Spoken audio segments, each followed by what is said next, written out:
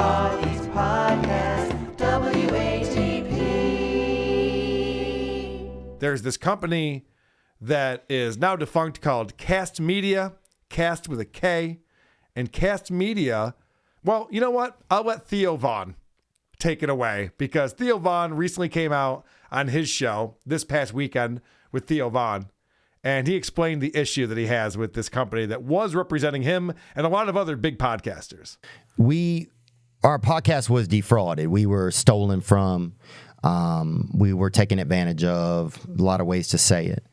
The company that did it is Kast Media, and the man that did it is Colin Thomson. And I'm going to put his picture in here.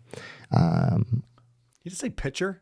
He did. Hold on. Did Theo Von just say picture? His picture? Exactly. I was gonna. What an idiot! I was gonna joke that Theo Von is not the voice of authority. To Intelligence, me. right? Yeah, I I think of understand. succinct explanations. No, I I don't know. think Theo Von, but All right, there's let's 3 go on. clips with Theo Von. I got other stuff. All right, it's not all Theo Von. He has here. firsthand experience with it. but Let's he find does, out. yes. And he's naming names. He doesn't give a fuck at this And point, he's which I showing like. pictures. Man that did it is Colin Thomson. And I'm going to put his picture in here. Definitely said picture. And I don't know exactly how to say this. I'm going to do my best. We're part of a larger group of podcasts that were stolen from, right?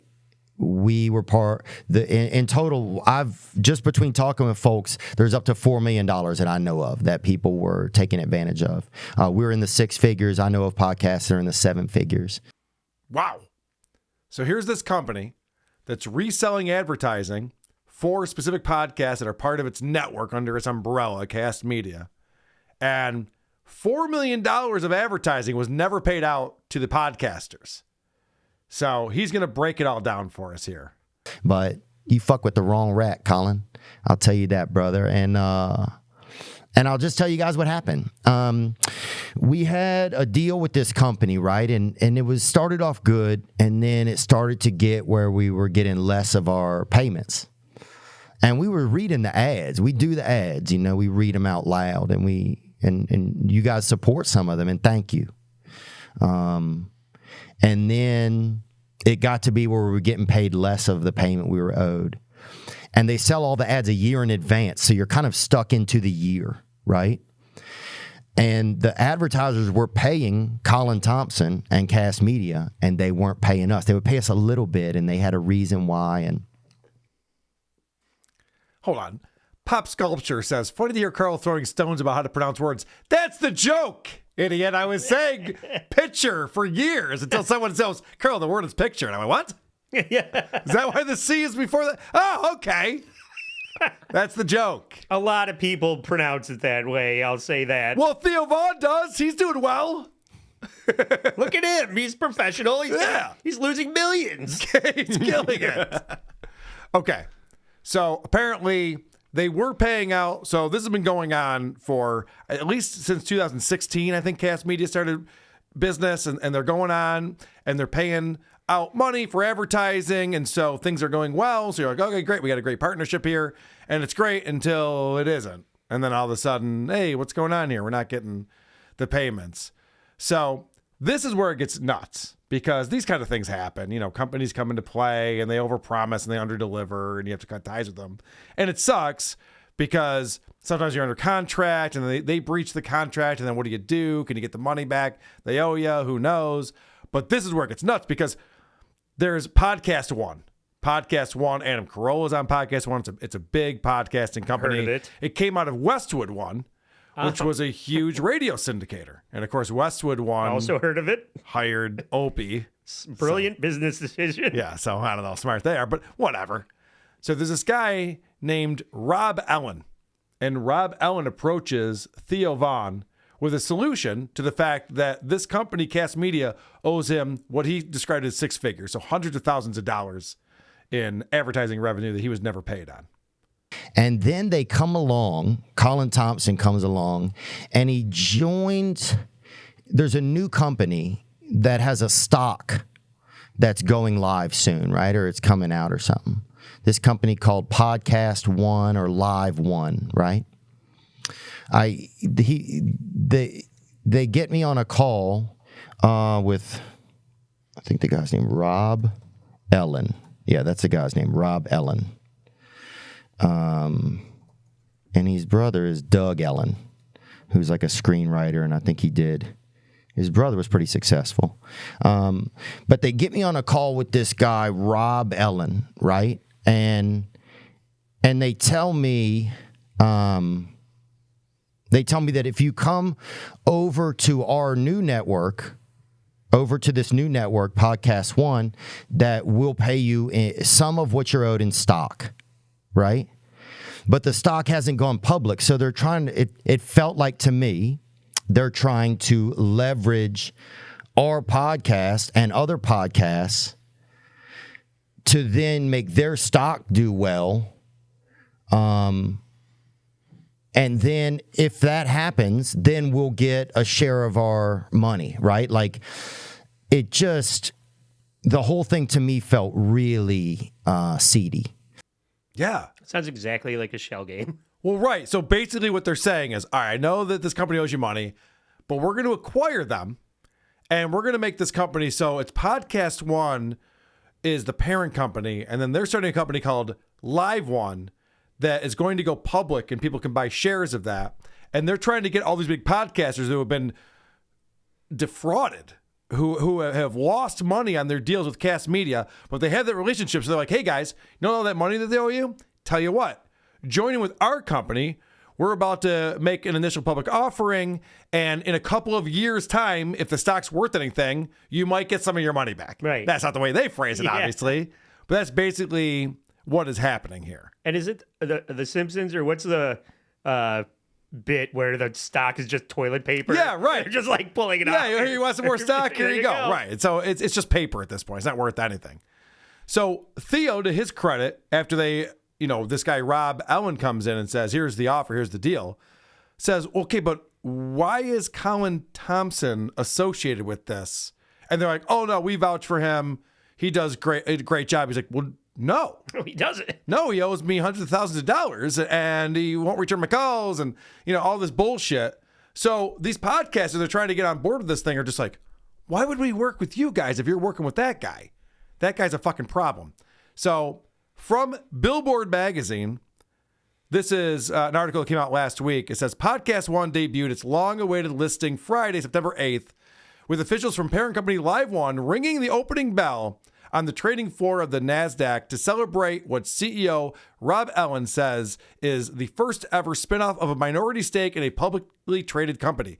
Shares of the new LiveOne subsidiary Courtside Group, better known as PodcastOne, fell 45% shortly after trading opened, dropping from $8 per share to close at $4.39. So the day of the IPO, it had already fallen close to 50%. I looked up the stock price this afternoon. It was down another 50% to $2.28. Yeah. This is what they're offering these podcasters. Oh, but we'll give you the stock of this company. It's about to go public. They're like, oh, yeah, what is that worth? Oh, way less than what we predicted. Yeah, way less than what we're selling it for. Well, that's probably not good. So there's this guy named Coffeezilla. He's got a YouTube channel. Millions of subs on YouTube. Does great journalism. And he decided, okay, I'm going to investigate this. So I have a couple clips of that, and then we're going to check in on Jim Cornette, who was defrauded, Jason Ellis. Oh. There's a long list of people. You don't want to get on Jason Ellis's bad side. Brendan Schaub. Yeah, well, no, that's very true. Whitney Cummings, Sarah Silverman. So a lot of the heavy hitters in podcasting were affected by this. So I like the way that Coffeezilla breaks this down and exposes the scam. What you need to know is that Kast Media hadn't been paying their talent on time.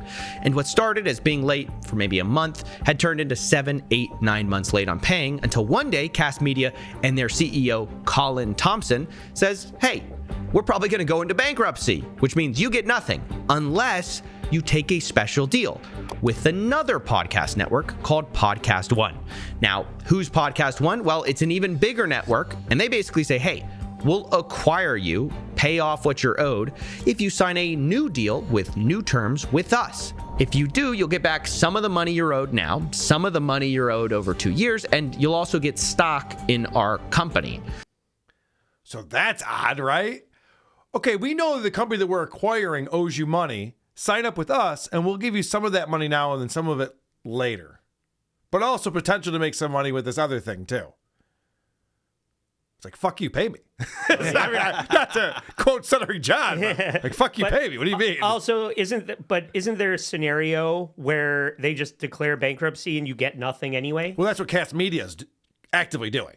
Right. Right. So this is them dangling the Correct. idea of maybe getting something instead of absolutely nothing. Which there are going to be some podcasters who go, oh, God, yeah, fine. I can get some of the money. Great. Let's do it.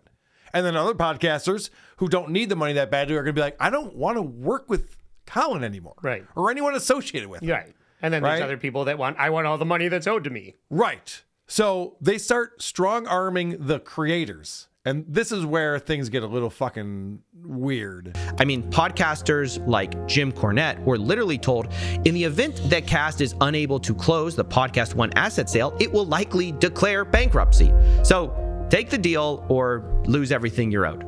And to make things stranger, PodcastOne was paying Kast Media in stock for every podcaster that took the deal. So if you agreed and wanted the money you were owed, you're kind of bailing out the company that got you into this mess. So obviously some people didn't like that deal.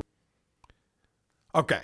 So they're using the creators to inflate their stock that they need in order to make it more money from the acquisition. So again, it's just benefiting Kast Media. All of this.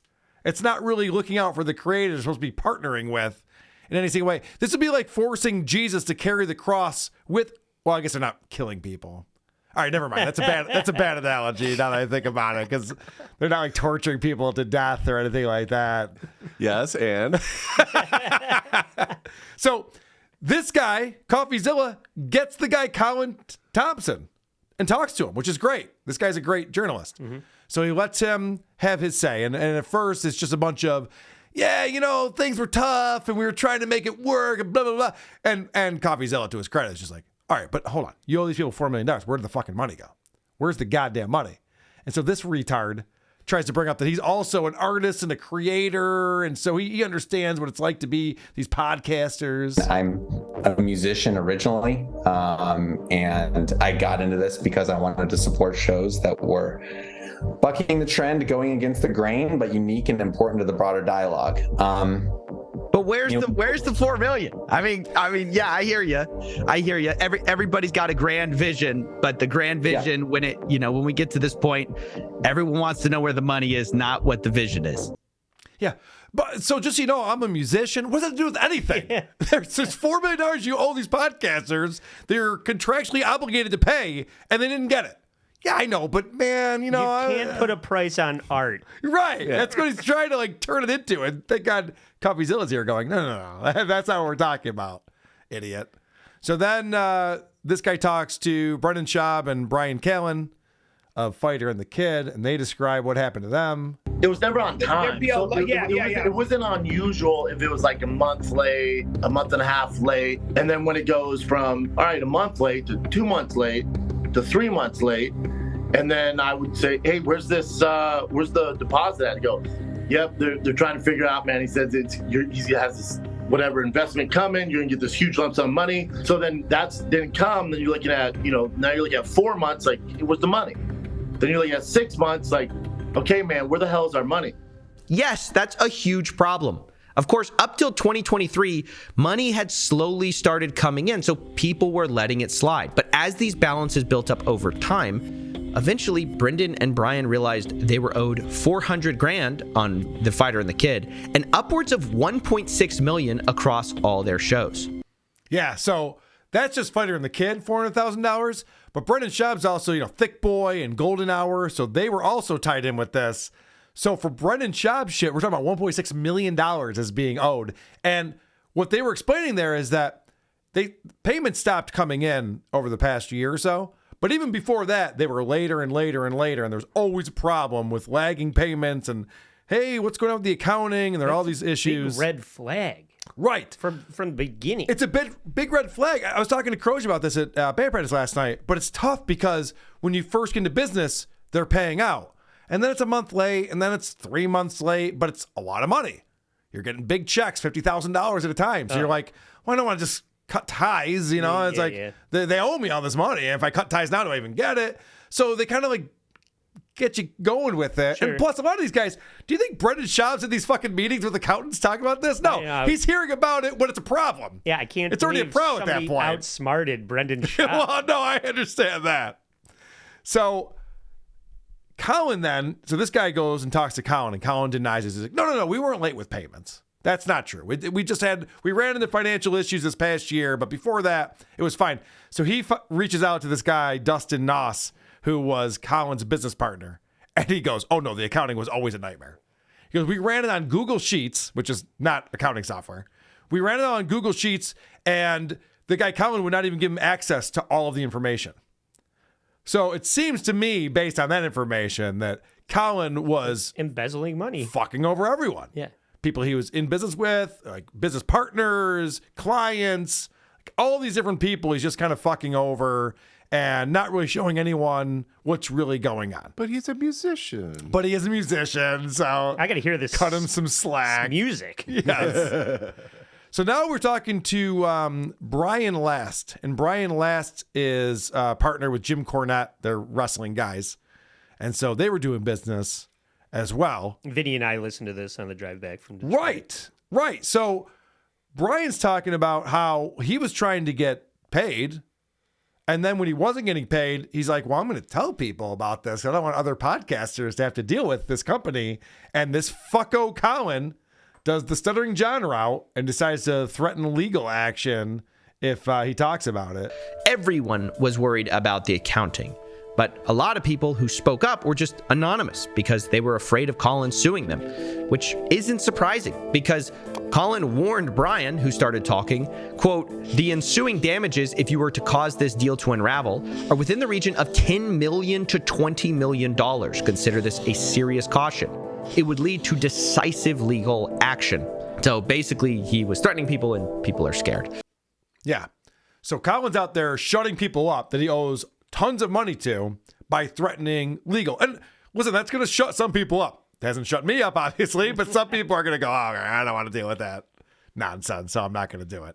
But I think that makes him kind of a shitty person, honestly. No, totally. Apparently what happened was Colin wanted to get the big names under Kast Media. That was very important to him, and understandably. So he was doing these guaranteed minimums. In order to get a Fighter and the Kid or Whitney Cummings or these big names to go on, it can't just be like, yeah, we'll sell ads for you. We'll give you 80% of the revenue, and we'll see what happens. It's like, well, hold on a second. How much money am I going to be making from this? All right, guaranteed minimums. So in order to get these people on, he said, all right, regardless of what we sell, we'll at least pay you $50,000 a month or whatever the number is. It's probably different for everyone, you know. So some guaranteed minimums are maybe $250,000 a month, guaranteed, just to make sure they sign all right, that sounds good. I'll sign the contract for that. So if they're not selling the advertising and making the revenue and they still have to pay it out, they're losing fucking money. So again, is that what caused the issue? Where did the money go? Well, this business partner has an idea of maybe where some of the money went. You look at this situation, 4 million missing. The big question on everyone's mind, where did the money go? Well, I mean, I think there's a couple places that the money has gone. One is he built a custom house. He was known for going on big, crazy vacations. He went to Hawaii multiple times in 2022 and was posting about it on his social media. Good timing. There's not a question of was there money in that sense to be able to buy land where a lot of celebrities go to escape. But aside from that, the other thing that he has done is essentially make constant minimum guarantees to new talent to try to entice them to join Kast Media. So saying, I'll give you a 1-year guaranteed $250,000, $500,000, whatever his minimum guarantee is. Now, I've heard that even as soon as February of this year, he was offering multi-million-dollar minimum guarantees. So he's making people sign up for annual contracts. He's offering these big sums of money that he does not have, and at the same time going on vacation all the time and building a $1.7 million house that right after he bought it, he transferred the ownership into a trust owned by an LLC. And it's literally like how you hide money before you go bankrupt so that doesn't get factored into the bankruptcy. Right, yeah. Right? So you hide your assets. Right, you that dissolve the company and you you dissolve the company, you keep the house. Right. So it's very transparent what he's up to, according to Coffeezilla and many others. I could be wrong about that, Colin. Sue me. Don't sue me. That's what I meant to say. Sue me sounds cooler. Allegedly. Allegedly, that's what's going on. So now you got Jason Ellis, and Jason Ellis put out an Instagram reel recently. And so Jason Ellis co-hosts this show called The Hawk versus Wolf, which is a podcast with Tony Hawk. And so Jason Ellis explains what happened to him with dealing with Colin. Kast Media, and this guy that owns it named Colin Thomson. And those guys did a terrible job with the Jason Ellis show and with Hawk versus Wolf, to the point where we tried to get out of the deal, and we had a 1-year deal with Hawk versus Wolf. And then when I said there was a meeting to negotiate a 2nd year, and I was like, when is this meeting going to happen? And they were like, yeah, we'll get right on that. And then the next week I was like, when's this meeting going to happen? They were like, oh man, you missed the deadline. So you have automatically re-signed for Hawk versus Wolf for a 2nd year. So that's fucked up right there. Like, oh yeah, we'll talk about it. Oh, sorry, you missed the date. There's something that I always look for whenever I'm signing a contract. I'll just give this free advice out to people. Is you always want to see if it auto renews. Auto renewal is a red flag. Doesn't mean it's a bad contract, but it is a red flag. You want to look for that, and you want to look for a cancellation clause. You want to be able to get out of that contract in a reasonable amount of time, with or without cause. Proving cause can be a pain in the ass. So usually you want to have something in there that says either party can null and void the contract within 30 days of written notice, whatever it is. But the fact that it auto renews, and Jason, I'm going to keep playing this. Jason Ellis admits that he's not on top of this shit. He's hosting a show. Yeah. It's like when John was like, why aren't you modding your Discord? I'm like, because I'm the host of the show. Yeah. It's not what I do with my time. I'm 6 pounds soft. I don't have time for this. And I was like, that seems mean. You know, like, that seems a bit pushy. But okay, I don't really care. I don't know about podcasting. Mean. Maybe that's what they do. Mind you, I think I spoke to Colin one time in my entire life. He was definitely didn't have time for me. I think it was more about having Tony Hawk on, and he was keeping the Jason Ellis show to keep Tony. So we went through a lot to get out of that. At one point, he threw slander and some other stuff at Tony, and I was like, if it's at me, I might actually believe you because I'm guilty most of the time. But at Tony, I was like, I know for sure he does what he says he's going to do. He always does. So again, threatening legal action. So dirty pool all around. He owes him money, and you guys like, hey, are you going to pay me? You can't fucking talk about it on your show. Like, okay. You can count on him. So we're begging to get out of it. And then they don't even know who they are. They don't even know that it wasn't 2-year deal. It was a certain amount of episodes a year. And because we were working so hard, we had already done the 2-year deal. And when they realized that, instead of letting us go, they said, you're fired. And you're terrible. And, Tony Hawk is impossible to work with. Just stuff where it was like, you're insane. So I just took it as, I'd rather be out than deal with it. And then, I don't face the money thing much. It's been pretty depressing since Sirius left. Every time I ask a question about money, it's bad news.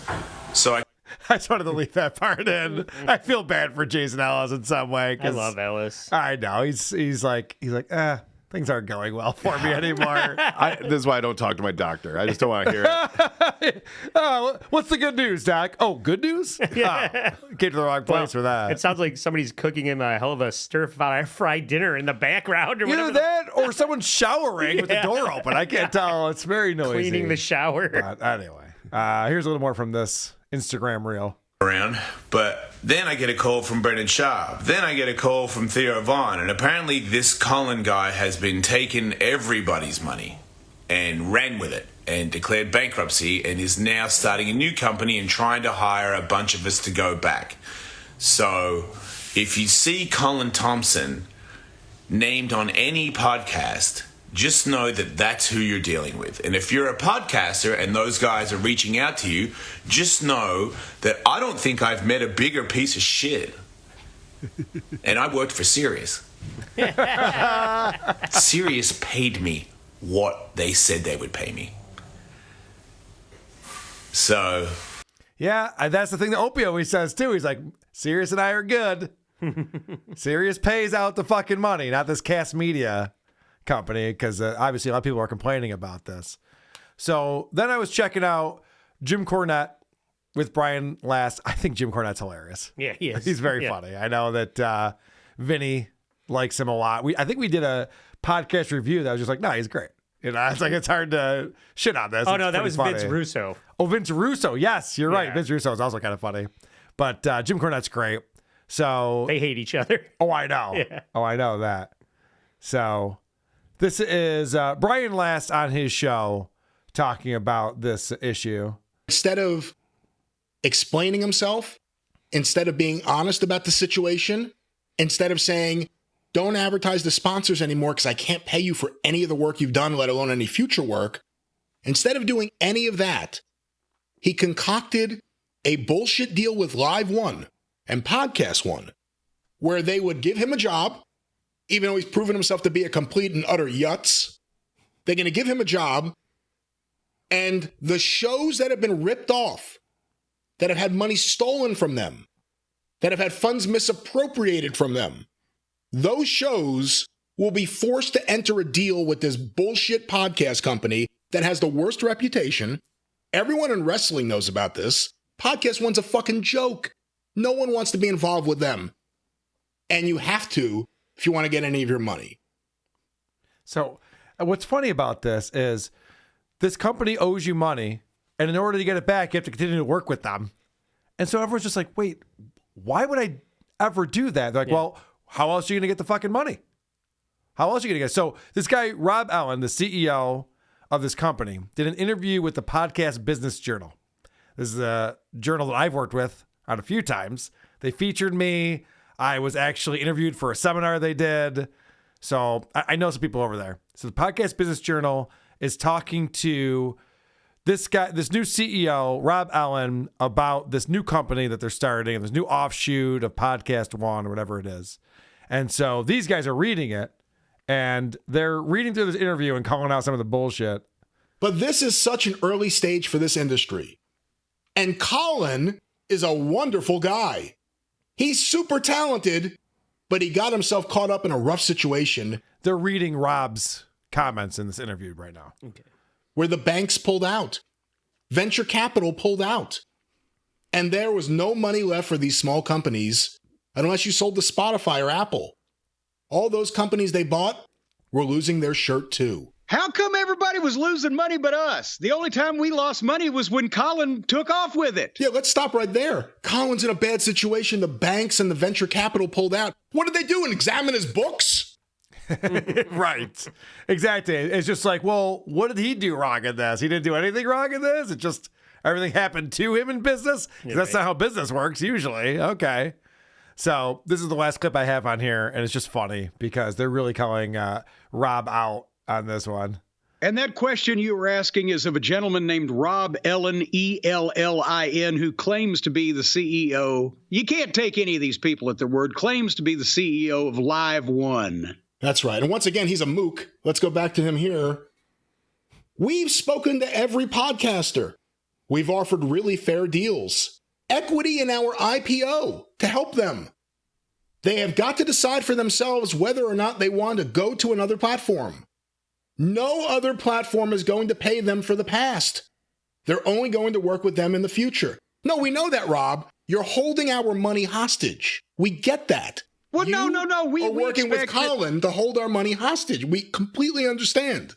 We expect that if Joe down the street owes us money, and won't pay us that we could go to Bill across town and he'll pay it. No, we don't think that. We don't think another platform is going to pay the money that we are owed from this other guy. We thought he should have done it. That's right. Rob, we think you're a mook. If YouTube would allow we call you a All right, so Rob is trying to say, like, hey, isn't this great? We're actually going to try to pay back the money that's owed to them. It's just like, no, pay us the fucking money. I got to go into business to get the money that's owed to me? Yeah. Well, how else are you going to get the money? I don't know. Yeah. it's you owe it. I don't know what to tell you. Can I borrow some money, please? This is an airplane game. But their reputation as a company is in the dog toilet. shit now because of this. Yeah, because they kept Colin on board. And so what's that's great, why I was though, just like, why would they do this when everybody is going to know that they can't be trusted? Nobody's going to want to do business with them anymore. But they're giving Colin a cushy job at this new company. And his job is to get all these connections he once had back in the fold so they can go out and say, we represent Whitney Cummings and whoever. Yeah. And so all of these people, thank God, are going, no, fuck that guy. That guy's kryptonite now. But I don't think any of this started coming out. I mean, I think these guys were talking about it. Jim Cornette's funny. These guys have been talking about it for a little while. But the fact that Theo Von just went public with it, and obviously Jason Ellis, some of these guys, I think that's kind of new because now they're just like, wait, you're going to try to take advantage of other podcasters? Well, then fuck that. I'm telling everyone not to work with you. And I'm glad that they're doing that. Who are these podcasts?